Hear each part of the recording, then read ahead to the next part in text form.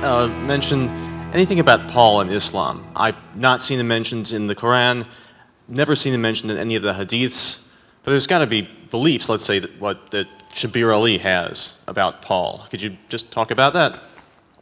Yeah. Talking about Paul can get polemical. Sorry, I had to do it. See if any of you guys brought Rotten Tomatoes.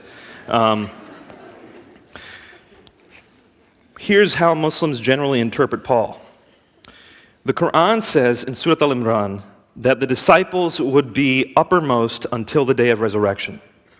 So they believe that the disciples were good people, that the disciples actually followed Jesus.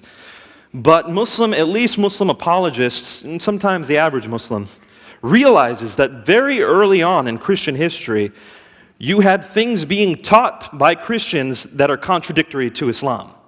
You had the belief that Jesus is God. You have the belief that salvation only comes by accepting his blood on the cross. And so they have to say, well, somebody hijacked Christianity very early. Someone with a lot of power, someone who wasn't a disciple. And they pin that right on Paul. Must have been Paul who hijacked Christianity. We see that in Reza Aslan's book, Zealot. Some of you who've heard of that book that came out recently. And we do see that in some older scholarship.